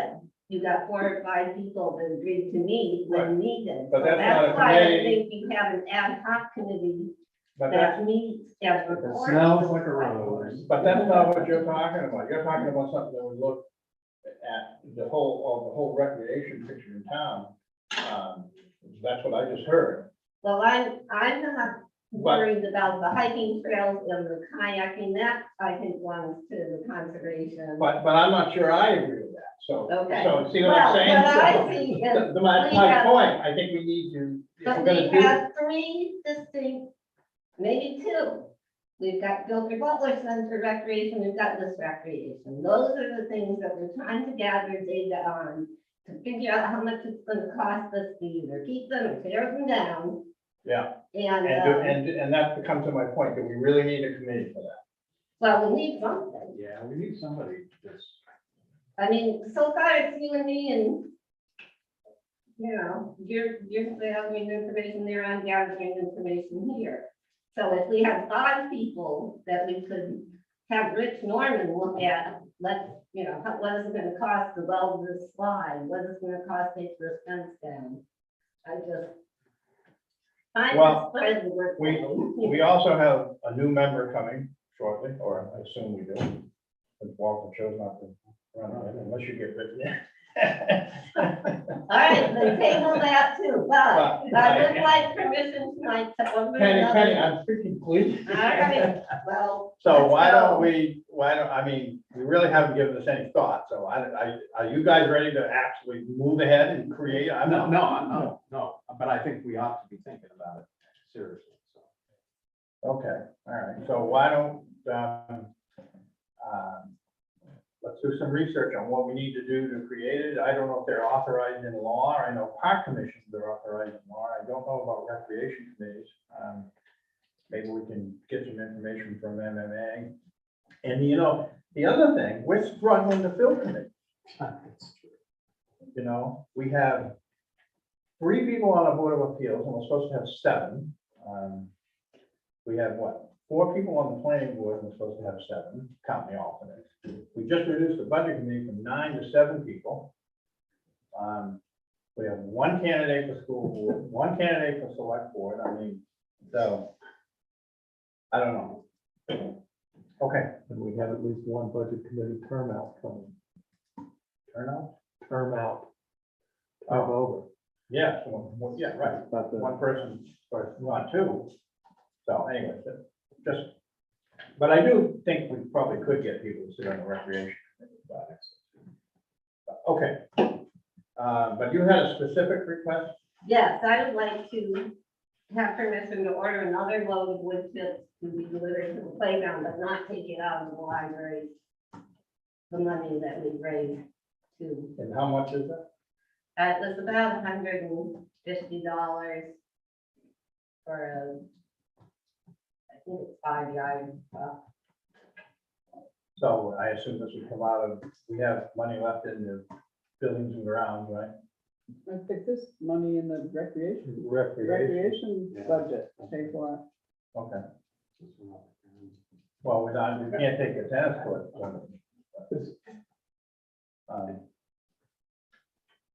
But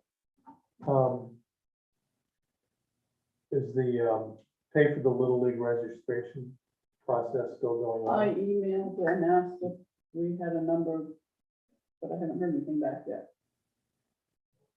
It They're took a long- playing, aren't they? took a long time last spring too, Oh, okay. 'Cause it- but our year's gonna end, so I really need to follow up. on But you will get it, probably. You'll get some, but maybe not all, Yeah. so. Okay, well, you sure one's enough? No, but as much we can deal with at one time. No, okay. Well, should we authorize a couple, and then if because you'd like to get them charged before July 1st, I'm assuming. Why don't we authorize a couple, and then if you don't need a couple, you don't. Order the second one. Does that Right?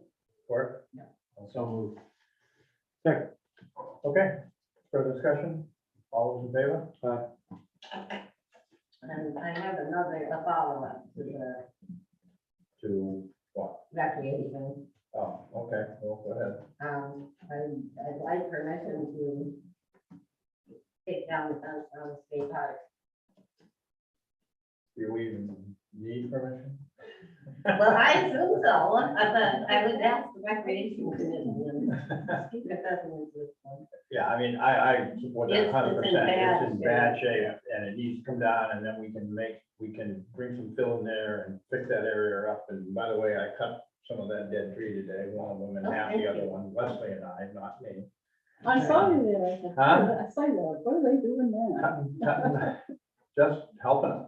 So, I would support that 100%. That really, the only reason it went up there is because our issue, set 5 at the time, wanted a fence around the skateboard park, so at recess time, they could control the kids from school not going over there, so.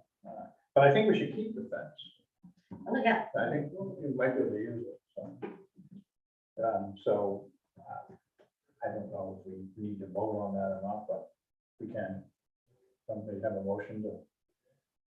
I move we authorize, Penny to remove the fence. Tear down this. Well, we are organizing an outdoor work party. And to, clean up exterior surfaces of the building and to work on the grounds. Okay, further discussion on removing the fence? All in favor? Aye. Okay, Thank you. all right. And I'll get the rest of the tree this week. Hopefully. There is a pile of brush down there that needs to go. Okay. But I'll try to get some of that too. Which tree did you use? The real dead pine tree Okay. and some of the dead apple tree. Oh, good. And, yeah. Okay, Leslie did most of the work. I ran the chain shop, she picked everything up. So do we deal with all the adjustments, Terry? I believe we did. And we've dealt with everything down through monthly reports, right? Monthly reports, any questions? We need to go back up to G to consider the innkeeper license that costs a whole $1. G, Move to approve the innkeeper license for the West Big Inn. I don't even see it, but It's H. Oh, I have G on my. That's because I moved stuff around. Oh, it's over on the back page, yes, okay. Is there a second to improve the innkeeper license for the West Big Inn? Second for discussion. Further discussion? When did we start doing that? Oh, we've done those for years. Yeah. Every Bed- man, Any bed and breakfast, we did the bed and breakfast down on, Beckland for a few years, she's Yeah. not doing that anymore. if by law, every man, and it's $1 fee. I was only on the board for 9 years. I don't think it probably did not make much of an impression on Yeah, I guess. it. Okay, Or Terry just took care of it. okay, all those in favor? Aye. Okay, we've done the new hires. Now we can jump back to the reports. Is there any questions on the reports or comments?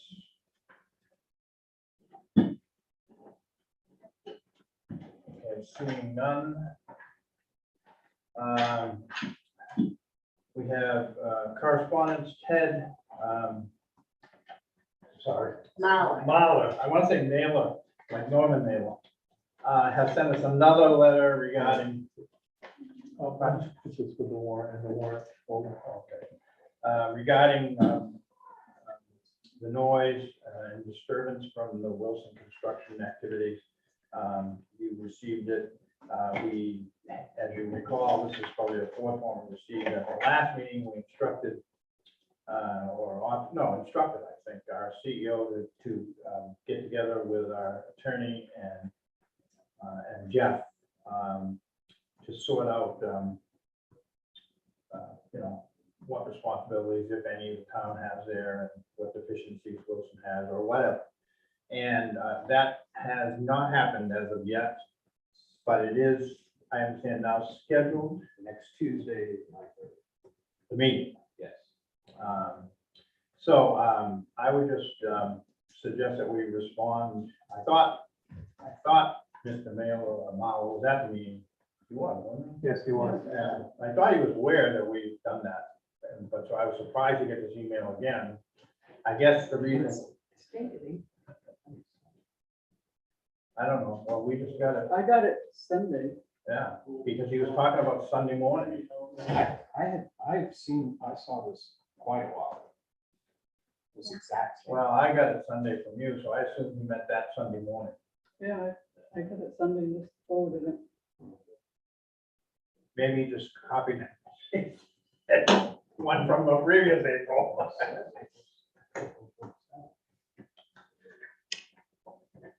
I don't know. But anyway, so I was surprised to see that he sent the other, because I thought he knew we were kind of working on this, but I guess what I was thinking is that this noise happened to be early on Sunday morning, and perhaps that triggered this email, but if the dates are wrong, I don't know. But anyways, Terry, would you just shoot him a quick little email and say that the discussion with the attorney and the code officer is scheduled for next Tuesday, if that's okay with everybody? And don't imply that something can be done, because we don't know that, so. To satisfy his concerns. And just to be clear, his current permit allows you to start at 6 o'clock in the morning. That's what I'm saying. That's why I didn't want it. Okay. But there are two sets of issues going on here, right? Yeah. There's a permitting There's actually issue. more than two. There's more to do, because now I think he has some structures in there. Those trailers look like they're there permanently to me. But like blue metal trailers, they look like storage buildings. But, which, according to Dan, there's no permit for, but. Okay, warrants, we'll sign those, review items for next agenda. I think we did that with the tabling. Scheduled meetings, we have June 7th, June 21st, and the town meeting on June 28th. And just for you might want to know that, the town meeting at Owl's Head School on June 28th. At 7. At, I think 7. Yeah. That's I think we should schedule July meetings. We typically meet, what is it? Second and fourth Tuesdays. 12th and 6th, or 12th and 26th. Walter, I know you don't care. I'm just looking to see the, my July calendar is completely empty. I did email Sue to see what Tuesdays she was available. She will be out of town July 26th and 27th. So assuming she gets elected, which since she's the only candidate, it's probably high likelihood of that. Maybe we should not do the 26th then.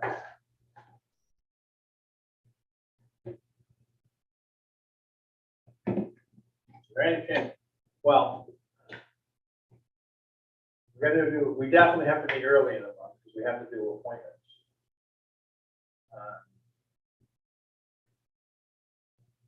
Can we meet the 1st and 3rd? That doesn't work for you. Yeah. Well, why don't we just schedule the 12th and maybe we could take the break in July. I know I'm running out of gas. So we'll schedule. When will you, do commitment?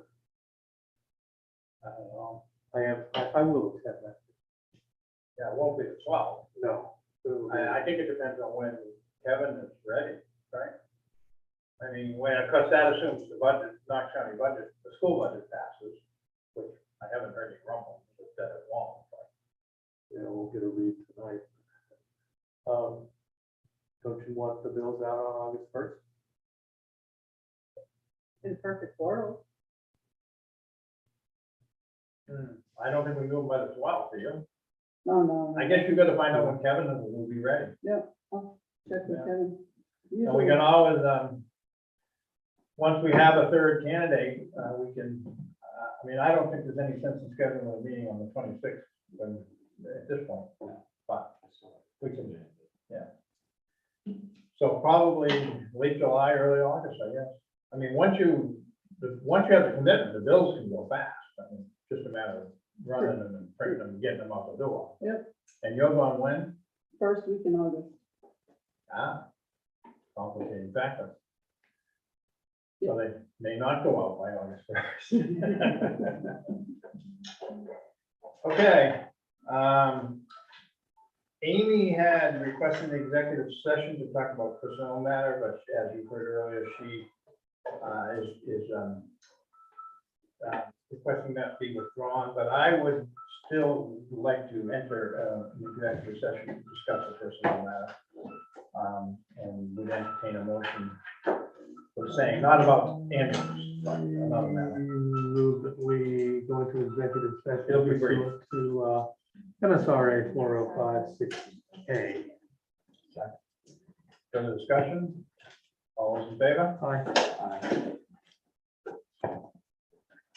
I don't anticipate any action when we come out of this, for those of you who are sitting with bated breath.